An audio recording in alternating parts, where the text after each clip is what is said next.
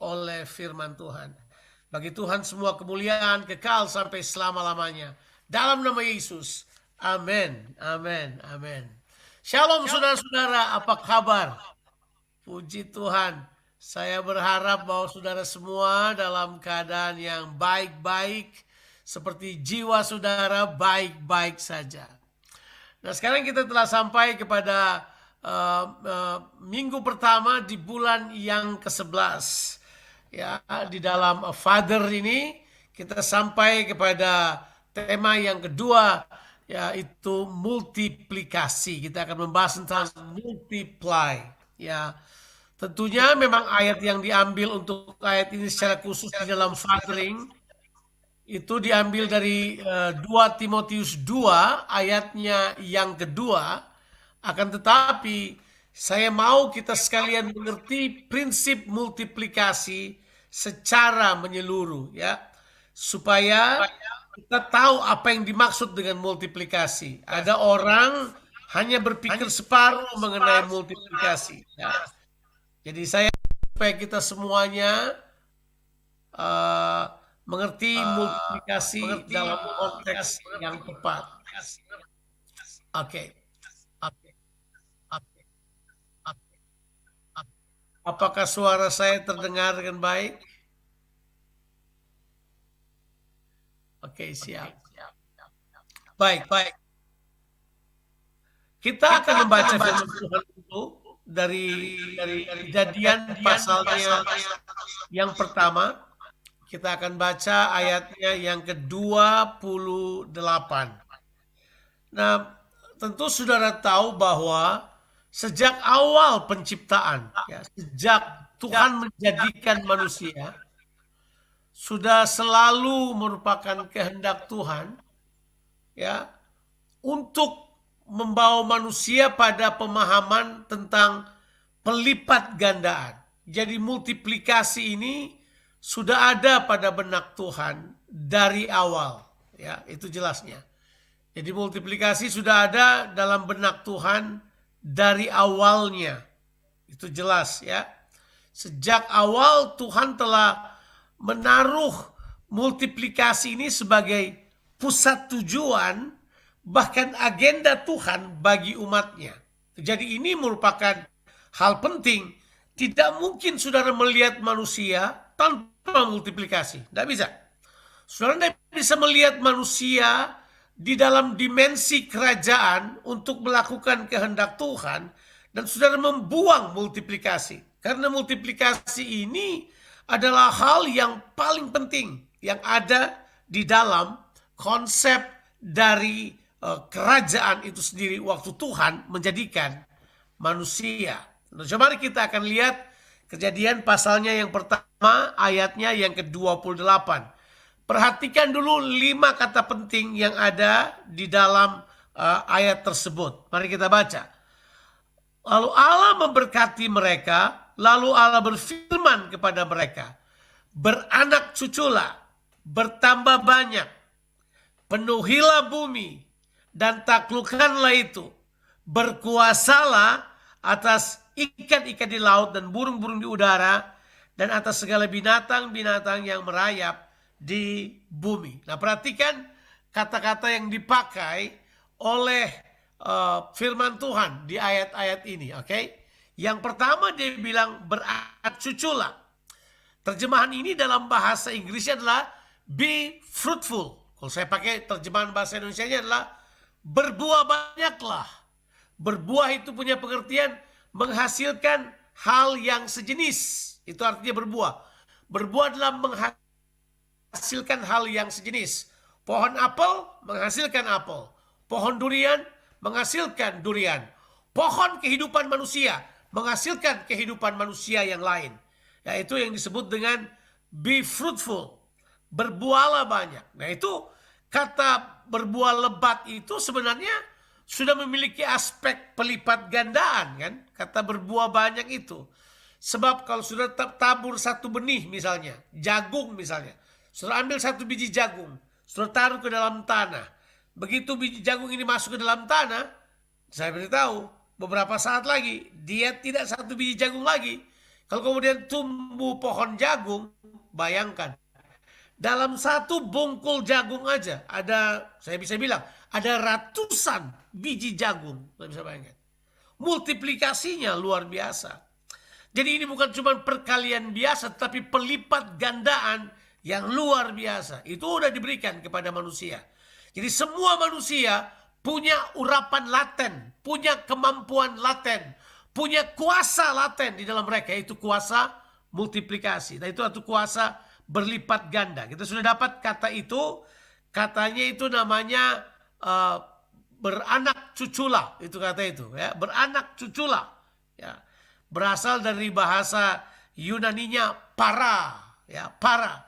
Terus kemudian kata yang kedua adalah bertambah banyaklah, kata bertambah banyak. Nah, kata bertambah banyak dalam terjemahan bahasa Inggrisnya menggunakan kata multiply, ya, itu kata bara, berlipat gandalah, rabah, itu kata yang dipakai ya. Jadi bukan cuma Tuhan berfirman jadilah, tapi sekarang rabah, berlipat gandalah. Oh, ya sudah. Beranak cucu sudah berlipat ganda, bertambah banyak berlipat ganda. Kemudian kata yang ketiga, replenish the earth.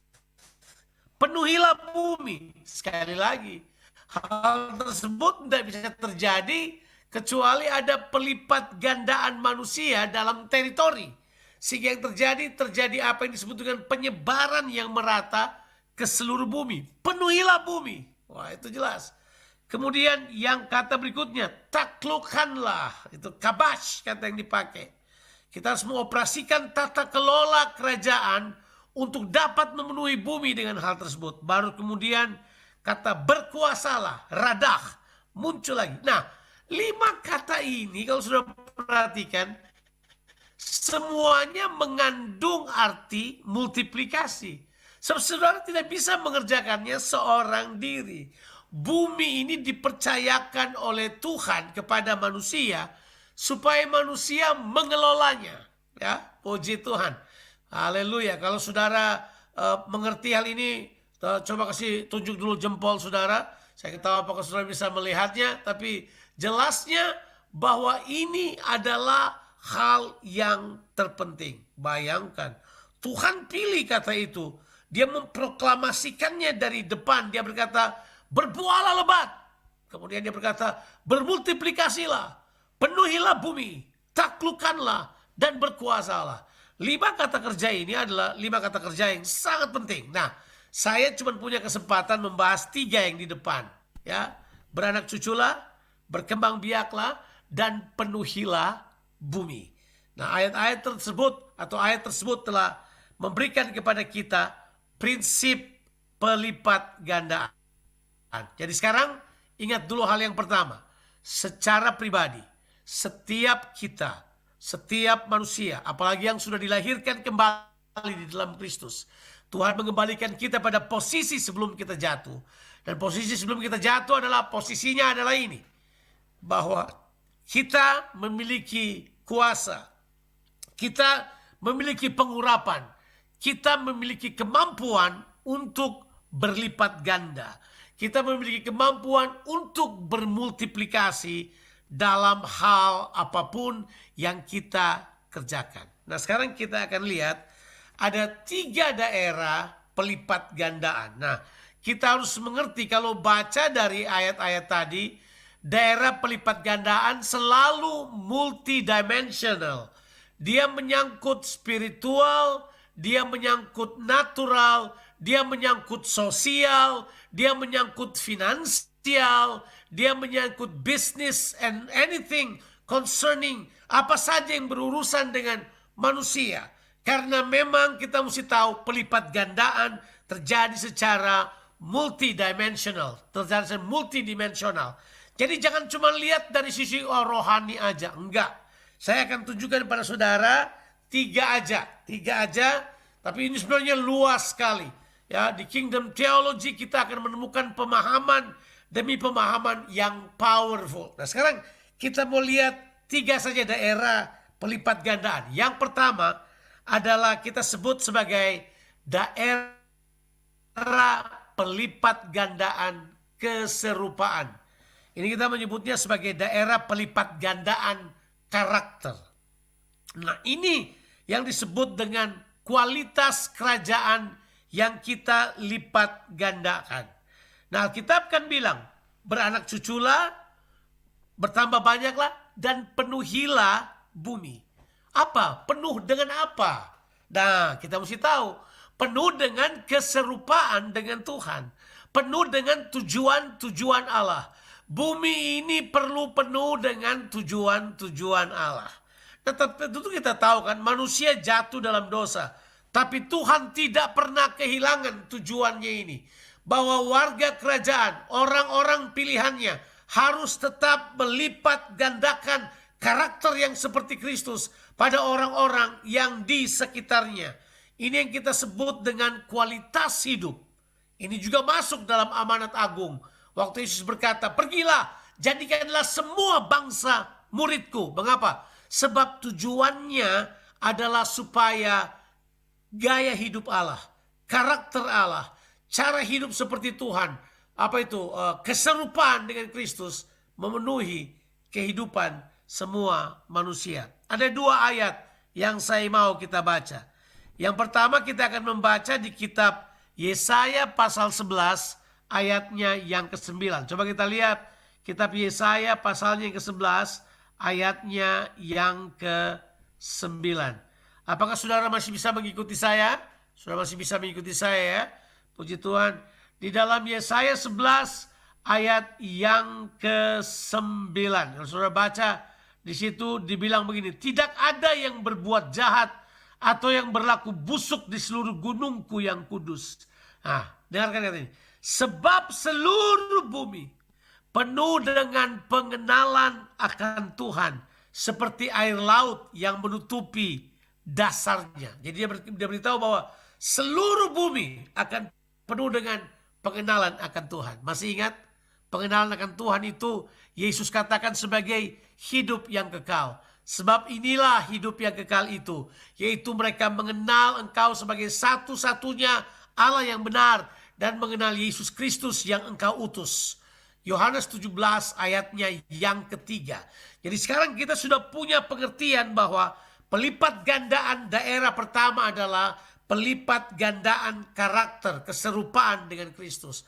Disinilah pemuritan, disinilah penginjilan kita kerjakan. Karena kita tidak mungkin mendapatkan. Dunia sekarang sedang jahat. Manusia sedang hidup dalam kejahatan. Tuhan mau manusia ditebus. Manusia dipersiapkan kembali supaya karakter mereka akan berubah memiliki karakter yang seperti Kristus. Ayat yang berikutnya adalah kitab Habakuk, pasalnya yang kedua, ayatnya yang ke-14.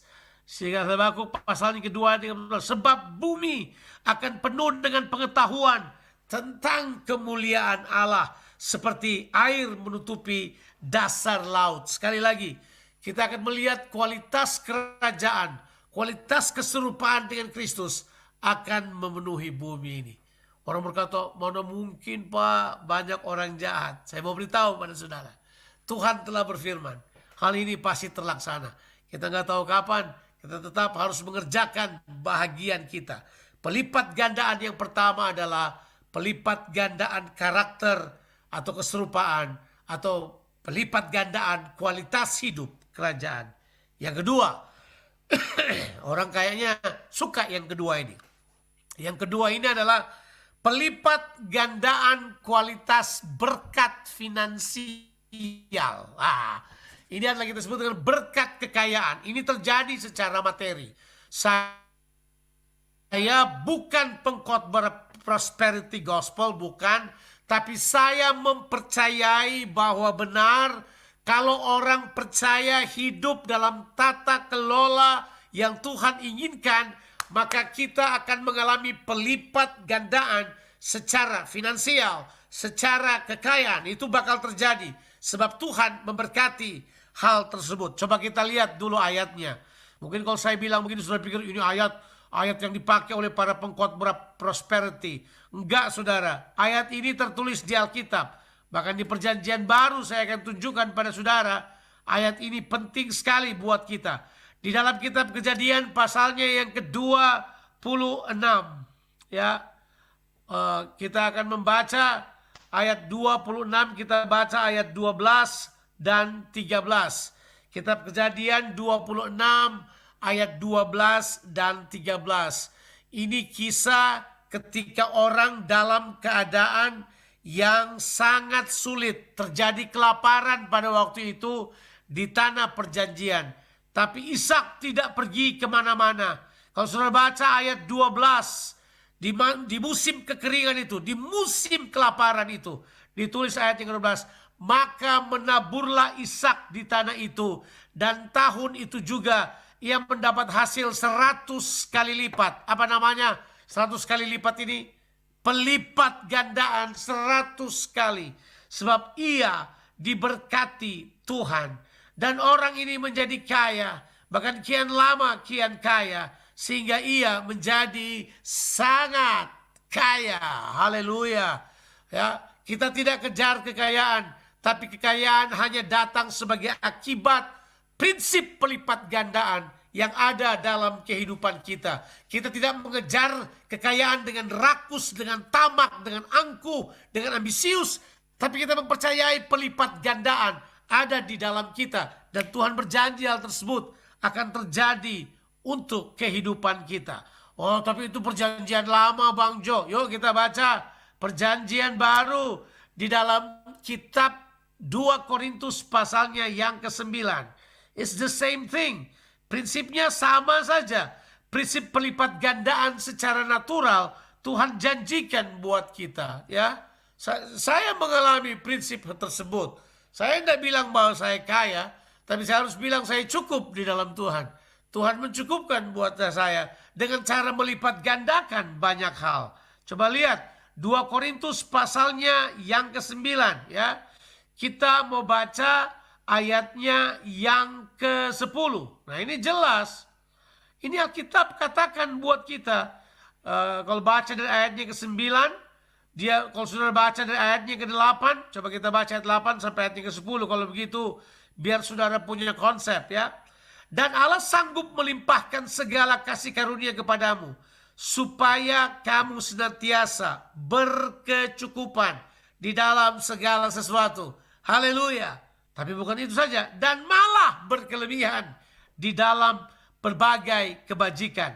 Seperti ada tertulis, ia membagi-bagikan, ia memberikan kepada orang miskin, kebenarannya tetap untuk selamanya. Ayatnya ke-10, ia yang menyediakan benih bagi penabur. Kalau sudah ada istilah benih, hati-hati. Hanya benih pasti bermultiplikasi. Kemudian dia bilang ini, dan roti untuk dimakan.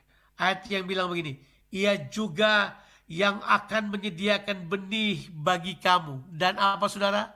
Melipat gandakannya dan menumbuhkan buah-buah kebenaranmu. Orang percaya mesti tahu mengerti benih yang Tuhan berikan pada kehidupan kita. Kita adalah benih, kita pasti berlipat ganda. Ada yang Tuhan percayakan kepada kita. Oh ya, uang itu benda mati. Sebab apa yang berlipat ganda seharusnya mesti benda hidup. Tapi kalau uang kita investasikan, kita menaburnya, dia berubah menjadi benih. Itu dapat berlipat ganda untuk kepentingan yang luas dari kerajaan Allah. Dan ini dibilang ini, dan menumbuhkan kepadamu buah-buah kebenaran. Jadi tujuannya tetap karakter. Selebihnya yang lain itu adalah fasilitas yang dapat kita pakai. Coba lihat ayatnya ke-11. Kamu akan diperkaya dalam segala macam kemurahan hati yang membangkitkan syukur kepada Allah oleh kamu. Jadi ada, saya mempercayai. Saat-saat sekarang ada banyak orang percaya akan diperkaya oleh Tuhan. Saudara akan diperkaya oleh Tuhan. Saudara akan mengalami kekayaan. Ya, janganlah nanti saya jadi sombong. Enggak. Saudara, di dalam saudara ada kemampuan, ada urapan untuk hal tersebut. Di perjanjian baru dikatakan Tuhan akan memperkaya kamu. Mungkin bukan kaya harta, tapi kaya kebajikan, kaya kemurahan hati, kaya banyak hal. Tapi tidak mungkin orang kaya dengan kemurahan hati kalau dia juga tidak punya apa-apa. Tuhan, dia memberi benih untuk ditabur. Dia juga memberi roti untuk dimakan. Haleluya. Saya mempercayai hal tersebut. Saya tidak punya kesempatan untuk jelaskan lebih panjang. Tapi itulah daerah yang kedua. Daerah pelipat gandaan. Kualitas berkat. Tapi sekarang yang ketiga. Ya, jadi kita sudah membahas daerah kualitas. Yang kedua daerah kuantitas.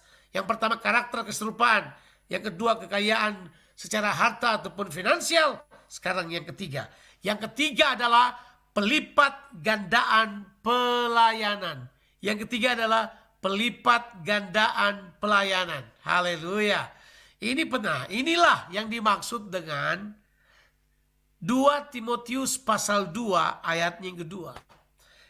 Ini pelipat gandaan pelayanan. Itu jelas. Yesus mengatakan pelipat gandaan pelayanan adalah selain kita berdoa minta pekerja, mereka perlu dimuridkan, mereka perlu dipersiapkan, mereka perlu dibawa. Nah, saya merindukan sekali. Saya punya mimpi yang saya tahu dari Tuhan bahwa kita mau Rock Makassar berisi dengan orang-orang yang terlibat dalam pelayanan. Di mana pelayanan bukan monopoli segelintir orang saja yang hari Minggu dia juga, tapi kemudian pelipat gandaan pelayanan di mana semua orang diberi kesempatan, dilatih, dipersiapkan untuk melakukan tugas pekerjaan pelayanan. Makanya kata memperlengkapi jadi sangat penting. Pelipat gandaan pelayanan ini bergantung kepada bagaimana 5 jawatan berfungsi untuk memperlengkapi, mempersiapkan, mengadakan apa itu disebut dengan impartasi karunia, pelatihan secara efektif untuk menjangkau generasi ini. Karena kita diurapi dengan pelipat gandaan pelayanan. Kita mesti mengerti sekali lagi, pelipat gandaan ini sifatnya progresif. Sifatnya adalah multidimensional. Tapi sifatnya juga adalah kita sebut global. Akan sangat luas model pelipat gandaan ke depan. Saudara akan lihat Rock Makassar bisa saja melipat gandaan pelayanan di United Emirates Arab sana. Mau boleh kemana aja. Kita bakal lihat hal tersebut. Akan terbuka pintu-pintu kalau memang kita mempercayai bahwa pelipat gandaan terjadi. 3 daerah pelipat gandaan ini perlu menjadi bahagian kehidupan kita. Sekarang kita akan membahas bagian yang terakhir adalah aplikasi dari pelajaran pelipat gandaan ini. Yang pertama adalah, untuk yang pertama, pelipat gandaan karakter dan pelipat gandaan pelayanan itu kita harus menjadi orang percaya dan dapat dipercaya. Orang percaya dan dapat dipercaya. Saudara, apakah saudara orang percaya? Haleluya. Apakah saudara orang yang dapat dipercaya? Saya harap semua menjawab iya. Dapat saudara dipercaya? Mari kita mulai dengan sebuah ungkapan sederhana. Rasa syukur pada Tuhan. Rasa syukur karena kita bisa mempercayai Tuhan. Tapi kita juga bersyukur karena Tuhan percayakan kepada kita. Coba hitung apa yang Tuhan sudah percayakan kepadamu. Tuhan percayakan pada saya istri, anak-anak, pelayanan, keuangan, pengaruh, karunia, talenta. Hitung semuanya itu. Dapatkah saudara dipercaya dengan semuanya itu? Jadilah orang yang dapat dipercaya. Dan itu biasanya dimulai dari sikap sederhana. Sebuah ungkapan syukur. Sebab ucapan syukur itu tanda kita mempercayai Tuhan dalam keadaan apapun. Bahwa Tuhan tidak pernah salah. Haleluya. Aplikasi yang kedua. Supaya saudara mengalami pelipat gandaan secara kuantitas finansial. Nggak ada jalan. Menabur, ayo menabur, memberi, berkorban. Tetaplah menjadi gereja yang menabur, memberi, berkorban. Jangan jadi gereja yang kikir. Jangan jadi anak-anak Tuhan yang kikir. Teruslah menabur. Ya, seperti Ishak, justru di musim kekeringan, di musim kelaparan, dia menabur. Dia menuai multiplikasi. Dia menuai dengan cara yang berlipat ganda. Yang ketiga adalah bekerja dengan rajin. Haleluya. Yuk kita bekerja dengan rajin. Kita mengerjakan untuk perkara-perkara yang ajaib. Saudara, hal-hal ini tentu kan bukan cuma soal uang kan. Ini adalah soal kehidupan kan. Ini adalah soal iman. Ini kan soal karakter. Ini soal kehidupan yang berbagi pada level yang paling dalam. Jangan lupa, Tuhan mau kita mengerti prinsip multiplikasi ini. Ingat, multiplikasi ada di dalam saudara. Kalau saya pakai bahasa ini, multiplikasi itu nama tengah saudara. Jonathan multiplikasi Patiasina. Itu nama saya. Karena di dalam kita ada kemampuan multiplikasi. Setiap saudara, ya. Ibu Erna multiplikasi Tumbelaka. Ya, ini gitu dong. Ya, kita harusnya menangkap prinsip ini. Kita tahu bahwa di dalam kita ada kemampuan itu. Yuk, kerjakan prinsip-prinsip yang sederhana. Percaya dan dapat dipercaya. Ya, menabur dan memberi serta berkorban. Yang ketiga adalah bekerjalah dengan rajin. Saya percaya kita akan terus membahas prinsip multiplikasi ke depan. Tapi kata kuncinya mulai dari situ. Kalau saudara dapat dipercaya, saya mempercayai pintu akan terbuka dalam kehidupan saudara. Tuhan Yesus memberkati kita sekalian. Haleluya. Amin. Amin. Puji Tuhan. Saudara-saudara, mari kita akan mempersiapkan hati kita untuk perjamuan kudus.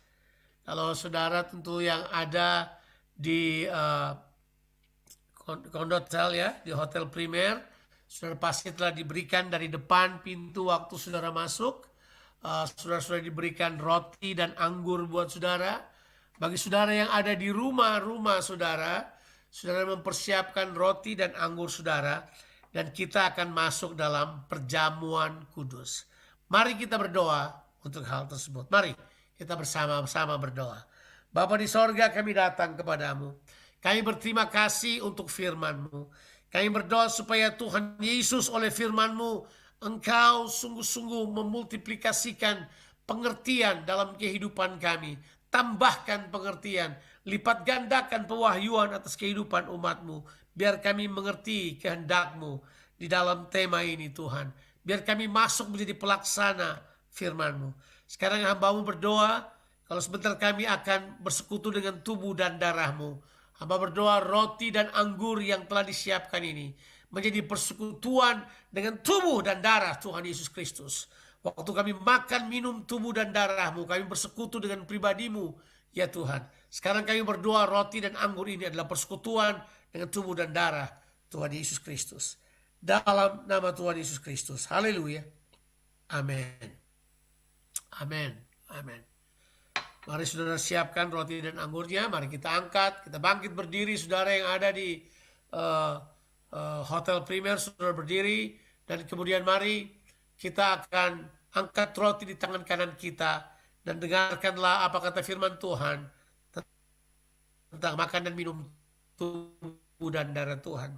Sebab apa yang kuteruskan kepadamu telah aku terima dari Tuhan Yesus. Yaitu pada malam waktu yang diserahkan, dia mengambil roti, mengucap syukur atasnya. Dia memecah-mecahkannya sambil berkata, inilah tubuhku yang diserahkan bagi kamu. Ambil dan menjadi peringatan akan daku. Mari saudara, tubuh Kristus adalah tubuh yang telah menanggung semua penyakitmu, semua kelemahanmu, semua kutukmu, semua ketidakberdayaanmu, semua dosamu telah ditanggung pada tubuh ini. Tapi tubuh ini juga adalah tubuh yang melakukan seluruh kehendak Allah. Mari bersekutu dengan tubuh Tuhan Yesus Kristus. Mari makan dengan iman dalam nama Yesus.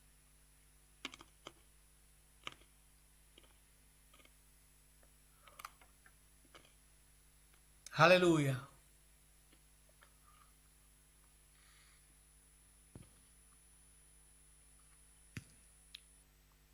Haleluya. Mari kita angkat cawan di tangan kanan kita.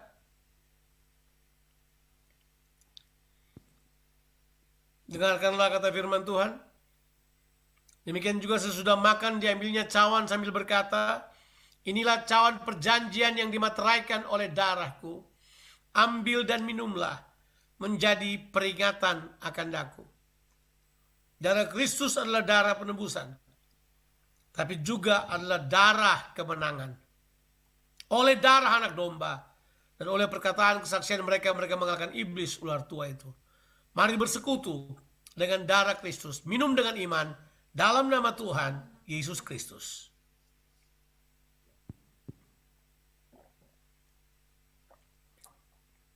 Amin. Haleluya. Mari bersyukur kepada Tuhan. Ambil waktu kita bersyukur kepada Tuhan. Berterima kasih kepadanya. Haleluya. Haleluya. Haleluya. Saya beri kesempatan buat saudara-saudara sekalian bicara pada Tuhan. Naikkan rasa syukurmu. Perbaharui komitmenmu. Katakan apa yang kau harapkan. Apa yang kau inginkan. Sampaikan kepada Tuhan. Dia ada dengan kita. Bicara dengan Tuhan saat sekarang ini. Haleluya. Haleluya. Thank you, Lord. Thank you, Jesus. Oh, praise you, Jesus. Haleluya. Thank you, Jesus. Haleluya. Terima kasih. Terima kasih, Tuhan.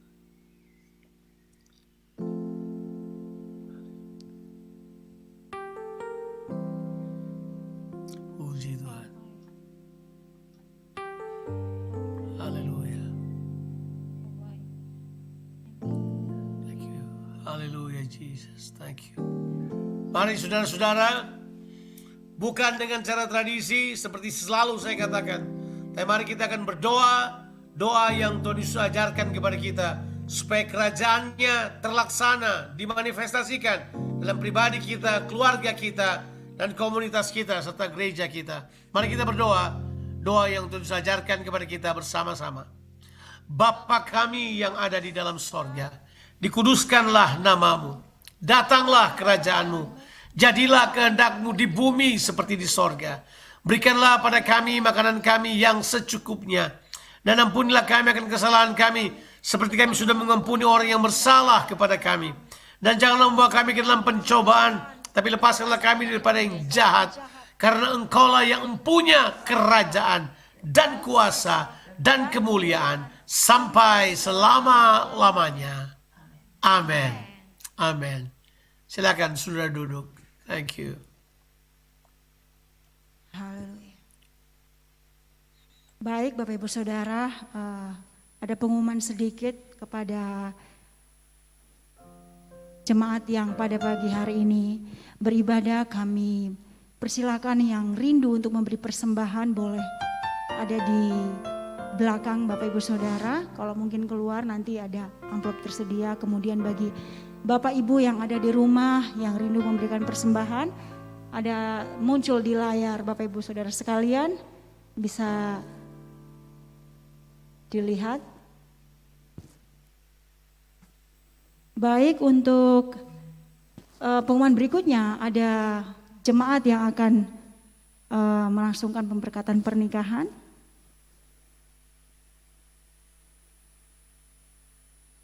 Mungkin ada di layar.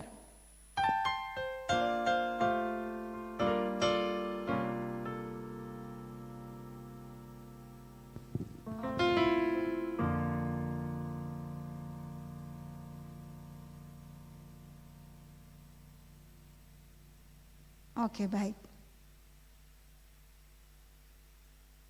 Tadi sudah sempat muncul ya, mungkin ada jemaat yang sempat melihat sebentar. Ya, mungkin tadi ada. Oke, baik. Oh ya, ini dia. Saudara Adil dan Tasya yang akan dilangsungkan pada tanggal 27 November jam 12 siang. Kepada Bapak Ibu Saudara yang ada waktu boleh mungkin datang di MRC Petarani. Baik Bapak Ibu Saudara, untuk kita akhiri ibadah kita pada siang hari ini, sejemput kita bangkit berdiri, kita naikkan satu pujian buat Tuhan. Tuhan